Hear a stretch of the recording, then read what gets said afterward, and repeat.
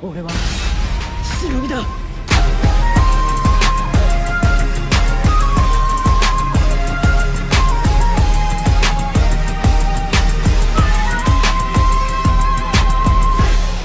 What's up everybody, it's your boy Hokage here, welcome to the video.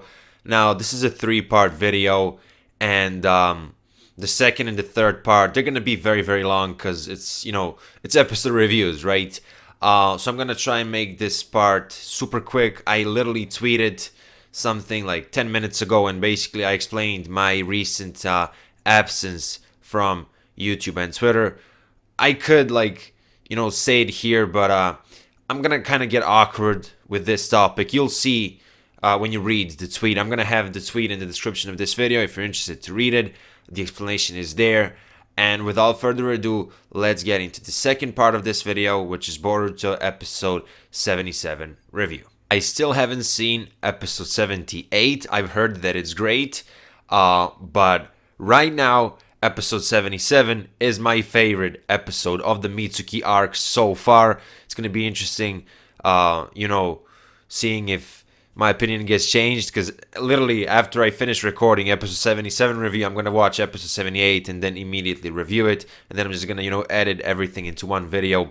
But anyway, I thought that this episode was fantastic. Obviously, the fight between Garaga and, Boruto and his friends continues in this episode. And in my last episode review, I predicted, my prediction was that Boruto was gonna take the reverse scale at the end of this episode, but something completely different happened, and oh my god, Boruto just got a snake summoning. I cannot believe. I will say one thing: there's a chance that this is just temporary, because when Garaga and Boruto were talking in this episode, I'm pretty sure that Garaga made it clear that he's going to be here until Boruto finds Mitsuki, and if he doesn't find Mitsuki, or if he doesn't convince Mitsuki to return back to the village or whatever, he's going to kill Boruto. I think that it's pretty obvious that the main character ain't dying in the first 80 episodes, so obviously Boruto's not going to die.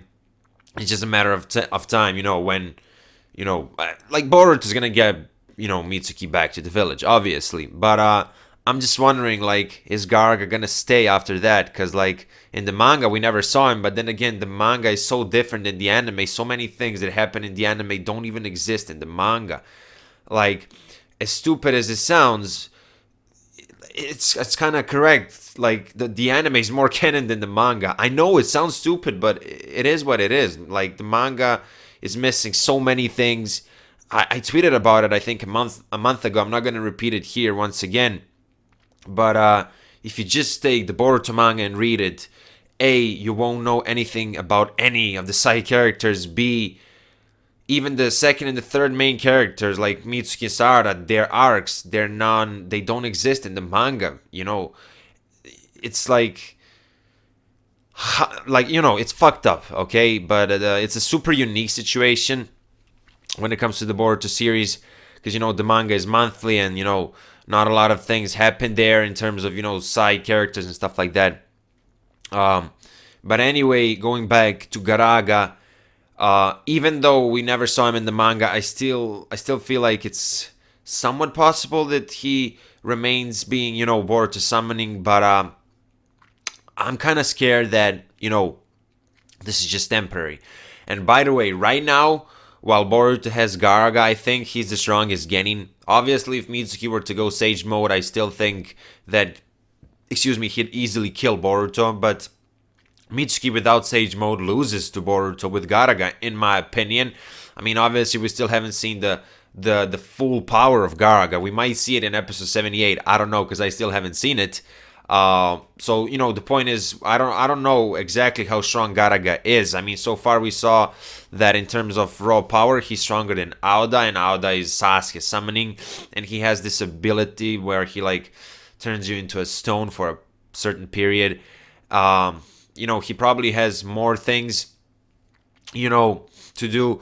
He probably has some more advanced techniques or something. But anyway, something tells me that Boruto with Garaga beats Mitsuki without Sage Mode, and this has been a very controversial topic. But for the past couple of months, I've been saying this to people basically my opinion was that Sarada beats Boruto in a fight right now because she has the Sharingan, she can easily dodge all of his attacks, and if not immediately at the start of the fight, after some time she could just cast a Genjutsu and, she would beat Boruto because one of Boruto's main weaknesses is Genjutsu. This has been shown multiple times throughout the Boruto series, and I just feel like Sarada would be able to damage Boruto heavily and beat him in a fight. Some people say, well, the Jogan might show up. Well, the last time Boruto got Genjutsu, which I think was in the Byakuya arc, correct me if I'm mistaken, but anyway, the Jogan didn't appear that time, so that's not a valid argument. Obviously in the future Boruto is going to become the strongest. He's the main character, that's how it goes. I mean, maybe not the strongest in the entire series, but definitely the strongest ninja, just like how by the end of Naruto became the strongest ninja, right? And no, Naruto and Sasuke are not equals. Naruto is stronger, but anyway, right now with Garaga, I do think that Boruto beats even Sarada. So in Konoha, he's probably the strongest. And I would really like to see a fight between Boruto with Garaga and Shinki. Like, for them to go all out. That would be really, really interesting. I don't want to predict the outcome of that fight. Because, again, we don't know the full power of Garaga or whatnot. But I just feel like that would be interesting. But potentially, Boruto surpassed all Genins right now. And Garaga is a powerful summoning. Now, the way Boruto got Garaga as his summoning, it was done really, really well, in my opinion. Now, before we get into, that part of the episode specifically, obviously at the start we have, Aoda fighting against Garaga. Garaga is, like, a lot stronger than Aoda. Like, Garaga was playing with Aoda, basically. And anyway, I think at one point he goes, like, to his feeding grounds or whatever because he has an advantage there, which was a good tactical move. And then Boruto and his friends, they go after him. And there's this super cool moment in the episode. And it's just a usual thing when it comes to the characters from the Nara clan. Basically, we have Shikadai figuring out that Garaga reacts to, like, movement of heat or whatever. And, I just love these smart moments when it comes to the Naruto series. And it most often it usually comes from the Nara clan, as I said. And, after some time, everybody, they came up with a tactic to fight against Garaga, and they kind of got him at the end. And let's talk about this moment where Boruto pretty much who's going to take the reverse scale, and Garaga kind of puts his head down a little bit, and he opens his, like, eye, the one that he cannot use because, he's blind when it comes to that eye. And we got the backstory. And I think I mentioned this in my last episode review. It's been some time since I did that review, but I'm pretty sure I mentioned it. I said that the entire situation with Garaga, it begs for a backstory, and we finally got it. And I thought it was great. It wasn't too long. It wasn't too short. It was emotional enough to make me bond with Garaga a lot. So, yeah, respect for that. And, Boruto and Garaga, they have this, unique connection moment through chakra or whatever. And Boruto sees his past. Now, theory time. That guy who, quote-unquote, betrayed Garaga, I'm saying quote-unquote because I think that he was under a Genjutsu. That's how his eyes looked. Anyway, that guy, could he be, like, for a moment? Because we're talking about Land of Earth, throughout this arc. The Tsuchikage, a couple of episodes ago, she mentioned that there was this kid, a relative of hers, that supposedly died or whatever, or something happened to him, and this guy kind of looked similar to him or some shit. Because, like, I remember, I think that was the episode when Onoki came to the village. This kid was mentioned, and, like, Onoki mentioned it in front of Boruto and everybody. And I'm not saying that it's weird to, bring up something like that all of a sudden, but, not only me, but a lot of people thought that there might be something else to this character that we don't know. Maybe he's not dead. Maybe they just think that he died and he joined some organization or something like that. Because obviously Mitsuki is hanging out with some dudes, and I think there was a girl. I don't. Their names, like, only one name was revealed. I think it was Seikei or something like that. I'm not really sure. Don't quote me on that one. But we see. an organization here, and maybe this kid is connected to this organization. Maybe this kid was that, guy who was Garaga's,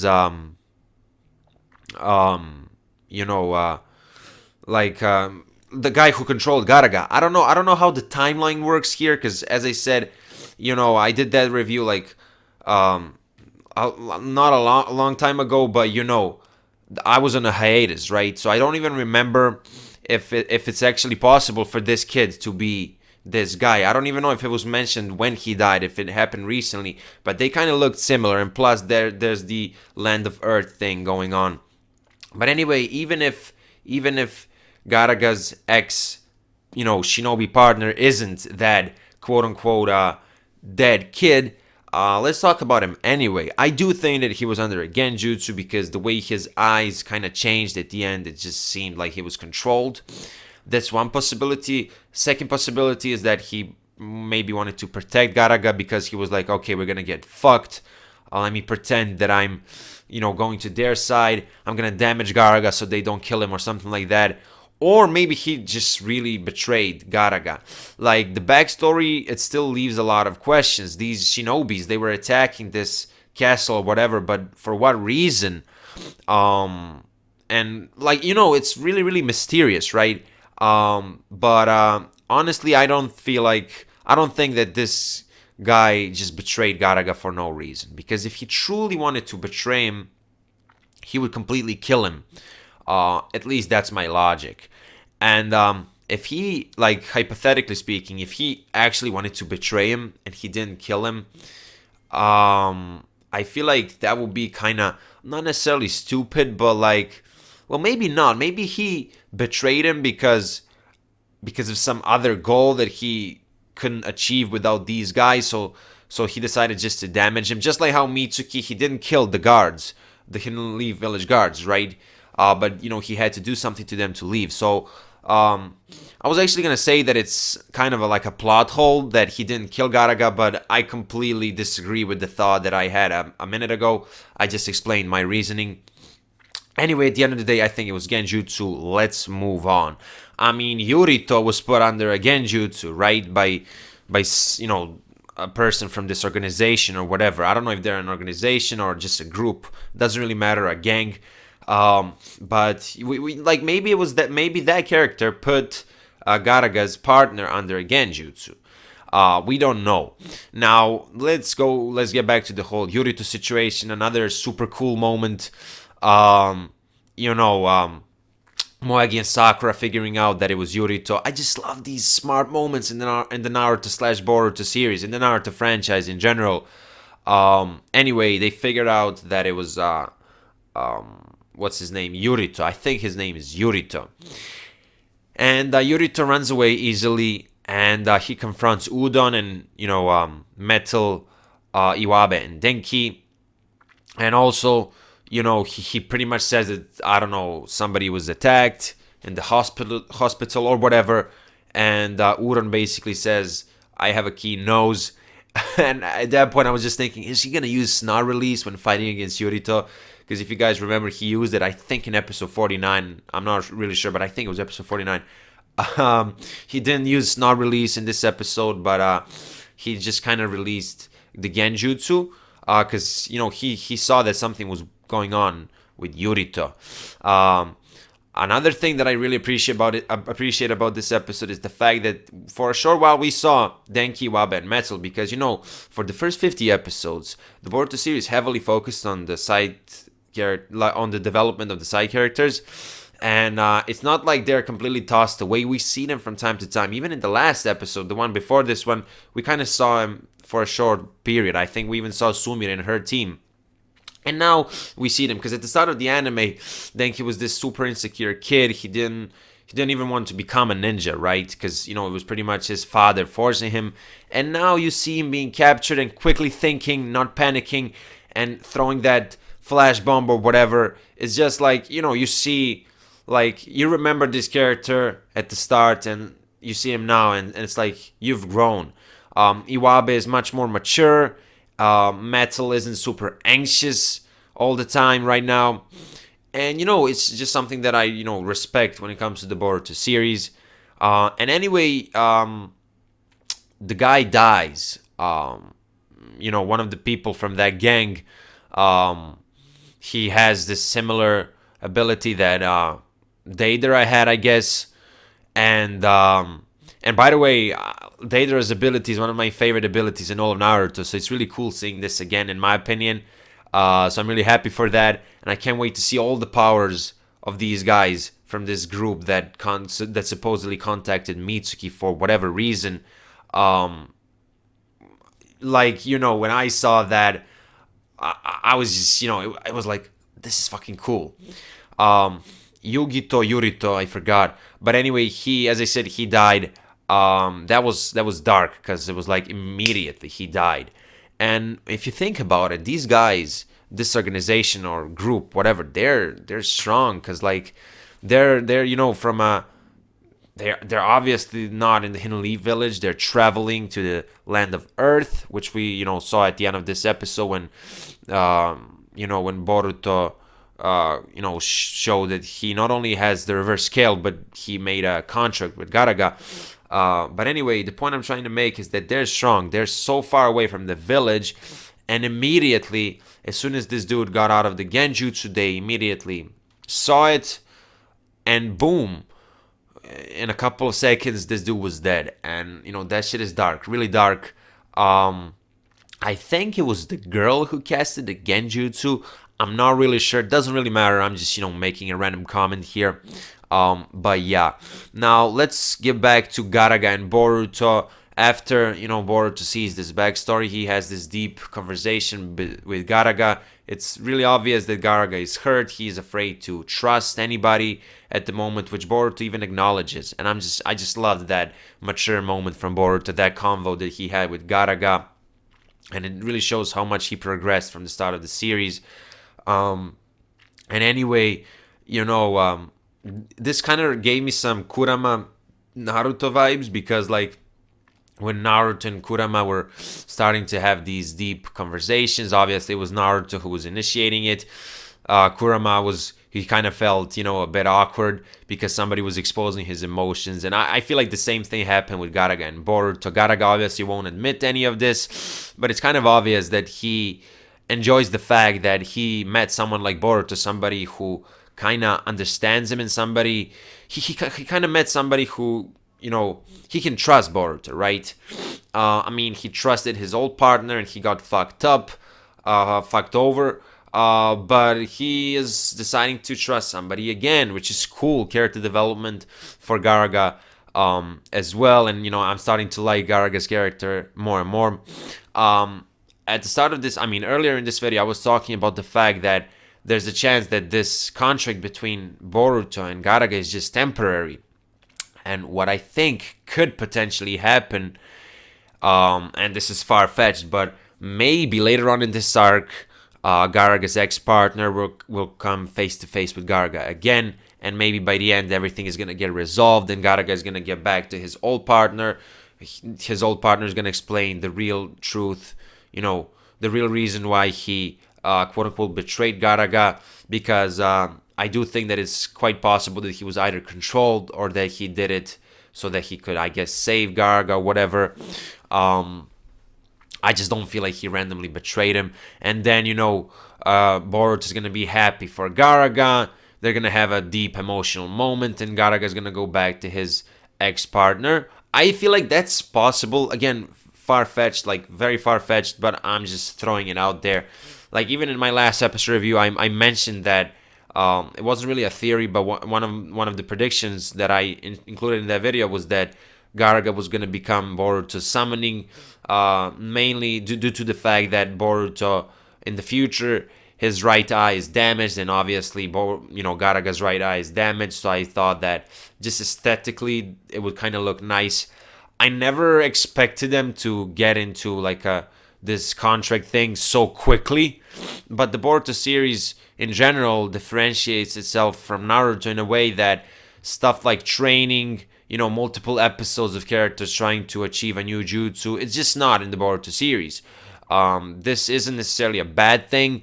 Objectively, subjectively, this might cause problems for many people, which, I've been seeing this throughout the series. I do know that a lot of people are kind of pissed at this. When Sarada pulled off a fireball jutsu, yes, she mentioned that Sasuke taught her, but a lot of people were like, yo, I wish we saw like at least a 5-minute scene of, Sasuke teaching Sarada the fireball jutsu. And I actually agree with that. I also wanted to see that, but I'm not gonna say that this is bad when it comes to the series, because this is not Naruto, this is Boruto, and objectively, really, there's nothing wrong about it. You might say, okay, well, it feels like they can get any jutsus they want at any time. Well, I disagree. Maybe she was practicing this jutsu for a couple of days and then she got it. It's just that we saw it,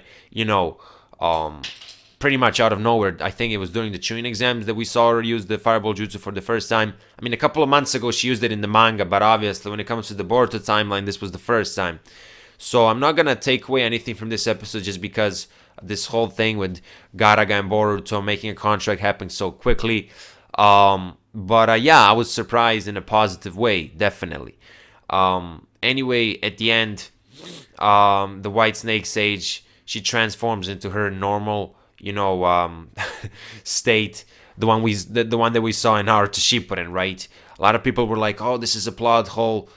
She didn't look like this in Naruto Shippuden," but here you go. Like, it's not a plot hole, and we basically saw the full truth. I mean, not the full truth, but we saw what happened with Mitsuki, how he actually wanted to protect the guards, and that there's the parallel between this situation and the Garaga and his ex-partner situation. I feel like it's possible he wanted to protect Garaga and leave or some shit like that, or he was under a Genjutsu, as I said. But now that I'm making this parallel again, I'm kind of leaning towards the option that says that he was trying to save Garaga. But anyway, we see everything that happened with Mitsuki, and Boruto's like, okay, he's a good guy, he didn't betray us. But Shikada is like, okay, it is true, he did save these guards, but he still left. And until I see, what's up with his will, I'm gonna, he's, having a distance, right? He's not jumping in like Boruto, because like Boruto's obviously super emotional when it comes to Mitsuki, because they're close friends, and even when he was talking to Garaga, he was also super emotional. He pretty much makes it obvious that even now he doesn't understand anything, but he wants to. At one point Shikadai says that if something goes wrong, he's gonna have to force Boruto to stop, and Boruto, I think, says, "I'm counting on you." Just a great friendship line there.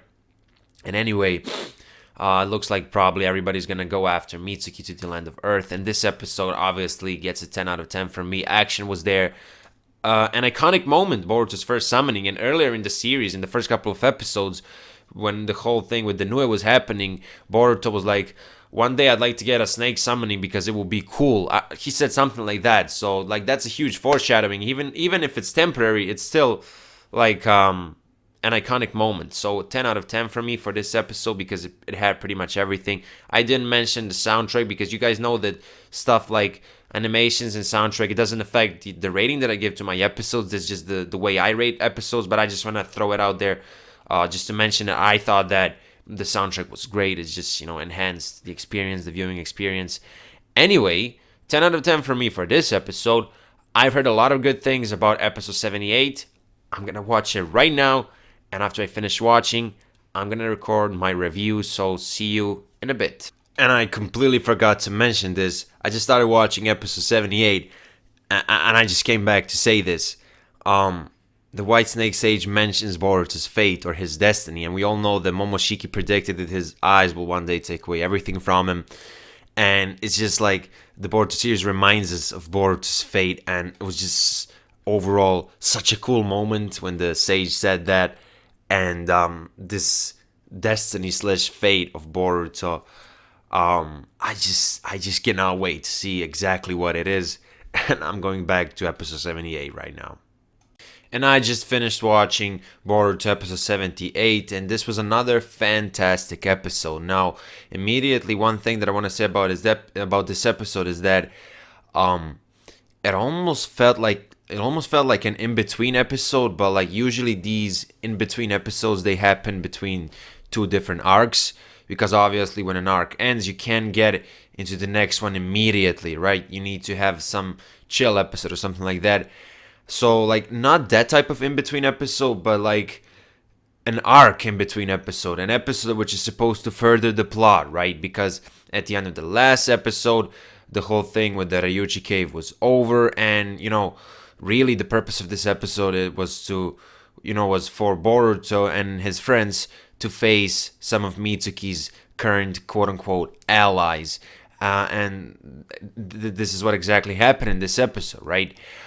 Anyway, before the opening started, we had like a short scene, and I want to say something. You guys know my opinion about Chocho throughout the Boruto series, right?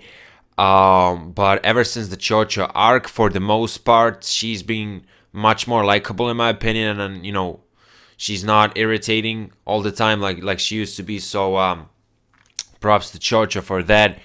Anyway, then the opening starts, and basically there's this scene where Shikadai tells Inojin and Chocho that they should go to the village and notify everybody about Mitsuki and stuff that's going on. And there's this good line that Chocho said, which is something that I really, really enjoyed. Like, that was like quality comedy right there. Not necessarily comedy, that might be a huge word for it, but like it was like a cheeky way of her, saying goodbye to Sarada. Like, before she said goodbye and apologized, she was like, since I'm a woman or whatever, I can't, when there's so much responsibility on my back, I can't just, neglect it or whatever, something like that. I'm not really, quoting the exact sentence that she said, but I thought that was a great line. You guys know that I love the dialogue overall throughout the Boruto series. So yeah, anyway, Inojin and Inojin and Chocho, they go back to the village, right? We're gonna, later on they saw some Hidden Leaf village ninjas being fucking frozen. But before we get into that, we see a short scene where Naruto pretty much gets some info from that gatekeeper or whatever, and this dude basically confirms that it was Hidden Stone Shinobi. And later on in the episode, there's a phone call scene where Naruto and the Tsuchikage are talking, and it was very interesting because like Naruto, he asked for her permission, like he wanted to get her permission, and that way these Hidden Leaf ninja shinobi could like enter the Hidden Stone village and investigate. But Kurotsuchi tells him, yo, like that will cause some problems, you're the Hokage, you know it. And like, this is a small detail, but throughout the Boruto series, obviously we're in peace, right? All the villages, like no villages are fighting, right? Yes, there was that little incident within the Hidden Mist, but it was only a couple of ninjas, right? But generally speaking, it's peace, right? And but the thing is, you still have so many complications, such as I don't know, feudal lords, and still these relations between the villages, they're not just simple. You would assume that the writers could just get lazy and they would just have Kurotsuchi say, okay, come investigate. But no, she's thinking about her people, the way how they will react to this. Maybe they will see this as a potential provocation or something like that. All of this is just my assumptions, but it's a very like realistic picture. It's not like we're at peace and everything is allowed, anybody can do whatever they want, and everything is like super happy, super positive. No, you still have some restrictions here and there, and I enjoyed that little moment, when Naruto talked to her. Anyway, going back to Shikadai, because he was the one who said that Inojin and Chocho should go back to the village. Not only going back to Shikadai, but going back to Shikadai, Boruto, and Sarada. They go right there. They're searching, and at one point they come across this little not like, how do I even call it? That guy from Mitsuki's team. He kind of drew like a house and him, and they come across this, right? And even though I guess Boruto and Sarada assumed that it was a kid or something, Shikadai, because obviously he's the Nara guy, right? They're always super smart, so he's still kind of thinking about it in a way that it could lead them to some not evidence, but like it could be important. that house. Anyway, obviously that house and that kid next to that house, I think his name was Seikei, something like that. He made that, and basically, as he was having this conversation with Mitsuki, you could see that there's something off about this guy. Later on in the episode, we found out that Lord Ku, I believe, that he created all of these guys, that they're not proper humans, right? But even before that, something was odd with this guy. Not only in terms of his physical appearance, but the way he was acting. It was almost like, it felt like he was seeking some human emotions, habits, thoughts. I don't know. At one point, he tells Mitsuki, if you enter the Hidden Stone, you officially betrayed Konoha. I wonder how does betrayal feel? And, little details like that. It was really, really, it was odd, right? And at one point, I must admit, I felt kind of bad for that guy, because it almost feels like he always wanted to have a home to sleep in. But since it was made, by Lord Ku, he probably never had any loved ones, stuff like that. So it kind of felt tragic. I felt like a tragic vibe in the air when he was drawing that house and when he was talking to Mitsuki.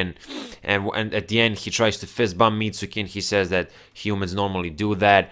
And, maybe, I don't know how deeply the writers are gonna dive into his character. I really hope that this dude Seikei and the rest of these I guess experiments by Lord Ku, I hope that we find out a lot about their characters. If you guys remember the Byakuya Gang arc, it really, really focused on Ryogi, and I don't think that these guys are gonna get as much attention as Ryogi, but at least 50% of attention that Ryogi got. I feel like that would be good. I don't want him to be just random characters who are gonna appear for a couple of more times and they're just, I don't know, gonna get killed off. I really, really want to get deeply into their characters. The guy with long hair, Kokuyo, I don't know. I don't know. A lot of names were thrown at me in this episode. Also, these Akuta things were mentioned, and they're giving me Kakuzu vibes. Kakuzu's hearts and all that. But anyway, even that guy, the guy with long hair, he seems super mysterious as well. For example, he doesn't trust Mitsuki at all. And maybe he was fucked over by somebody in the past. We don't know.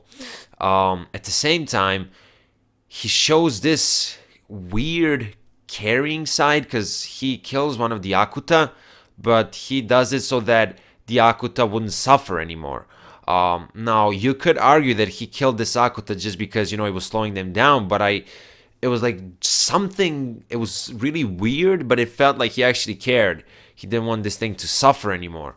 And, it's the same thing that I mentioned about Seikei. There's something inhuman about them, but at the same time, something human about them. It's almost like they're at this boundary between being human and not being human. I don't even know how to explain it. It's really strange.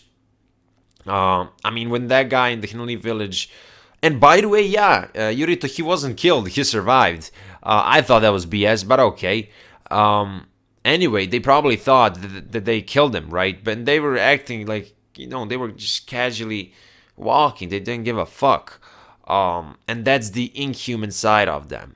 Or maybe they're just, suppressing their emotions. I don't know. That probably isn't the case, because they're not regular human beings. But I'm just throwing it out there as an option.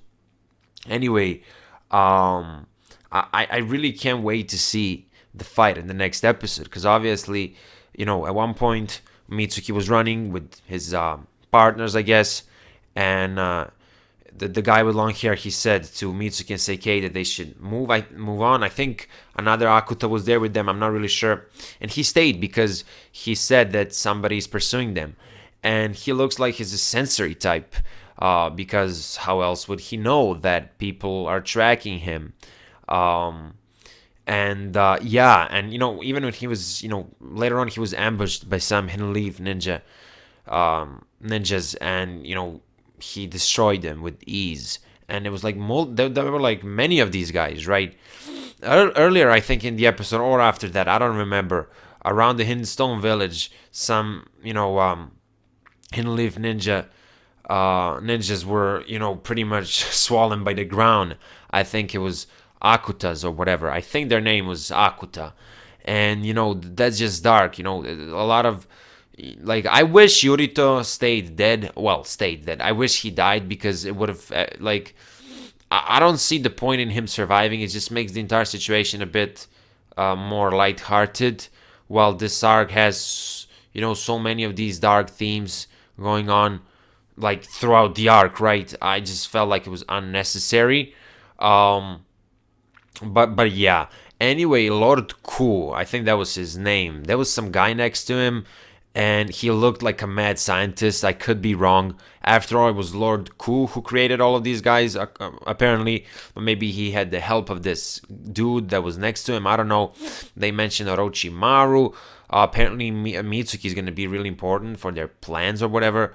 Now, I don't know what Lord Ku's goal is. I suppose it's going to be something very, very unique. I'm trying to think right now, like, why would you create Shinobi? Well, Shinobi, why would you create people?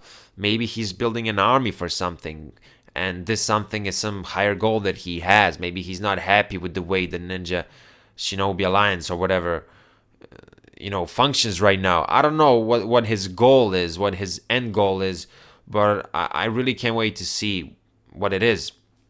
I feel like I don't want it to be like a generic goal or some random evil shit, right?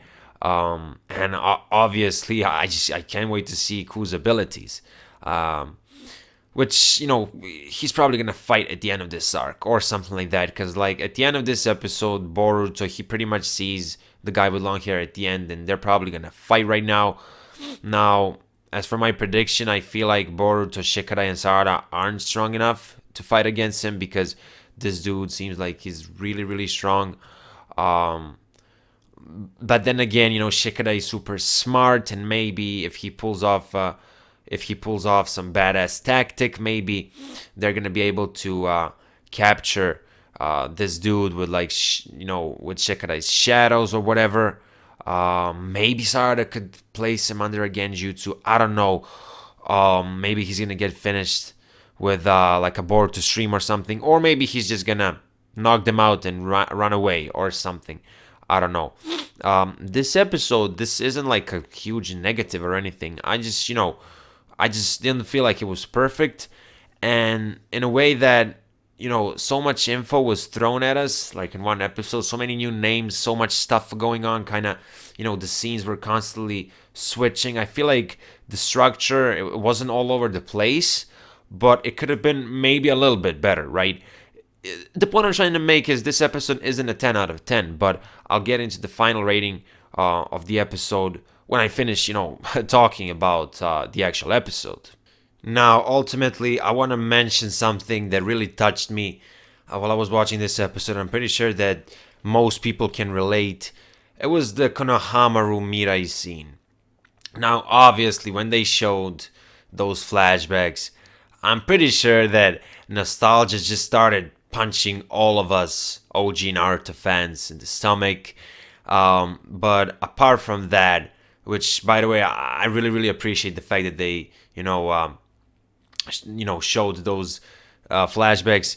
The overall scene, it was really, really enjoyable because you see Konohamaru standing there alone, and Mirai basically, I think, pretty much directly asks him, do you hate Mitsuki because of that? Because of the fact that he's Orochimaru's son? And he says no. And he pretty much says that, Mitsuki is an important part of Team 7, right? A valuable asset, right? And I don't want to really repeat myself because I said this in one of my previous episode reviews when Konohamaru was talking to Naruto.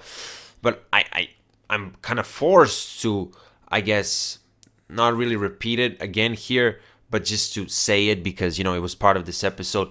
It shows this conflict inside of Konohamaru's head because he knows that Mitsuki isn't, responsible for any of this. But if you think about it, whenever he hears Mitsuki's name, he's automatically going to be reminded of Orochimaru, and that means that he's automatically going to be reminded of Hiruzen's death.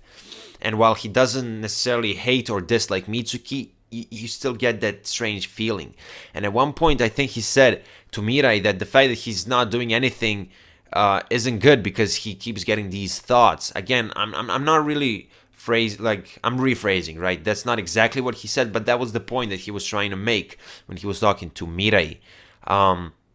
So yeah, like it adds like a layer to Konohamaru's character, because I also said this earlier, but then again I'm forced to say it now because we're talking about Konohamaru. But Konohamaru isn't like a super deep character in the Boruto series. Of course, he's likable.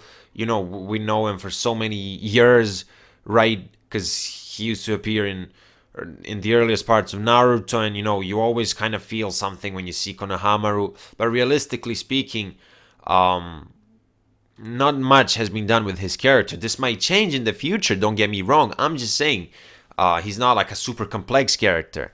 And if you look at Boruto, Sarada, and Mitsuki, all complex characters, and you would expect their sensei to be a bit more developed as a character. But then again, we're only like, with this episode, 78 episodes in. There's so much room, when it comes to Konohamaru's character.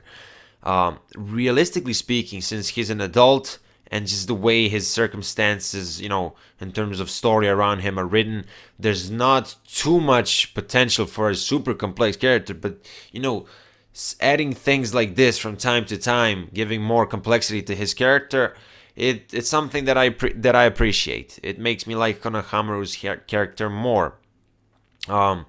So yeah. Now, the rating that I'm gonna give to this episode is 9 out of 10. It's mainly because of the structure thing that I mentioned about this episode, how so many scenes were like changing, like switching, transitioning, or whatever. It's not that I'm nitpicking, it's just that whenever I give an episode less than 10, I wanna justify why I gave it that rating. If you get what I mean, because often I see reviews and people, I don't know, talk about an episode which was like pretty much flawless. They say all the best about it, and then at the end they say, okay, I give it 8.5, and it's like, can you explain why not a 10? My 10 out of 10 doesn't mean that something is necessarily perfect. It just means that my quote unquote objective standards, which are subjectively set, obviously, are fulfilled. I don't know how to explain it. But anyway, this episode gets a 9 out of 10. And the Mitsuki arc, it seems like a very, very interesting arc. Like the main juicy part is about to start. That rhymes. And I just can't wait to see what the future brings. Anyway, that was your boy Hokage. Twitter and Discord links are in the description below. Also, link to my second channel is in the description of this video. If you're new to this channel and if you're into the Boruto series, consider subscribing. And I will see you in my next video. Bye.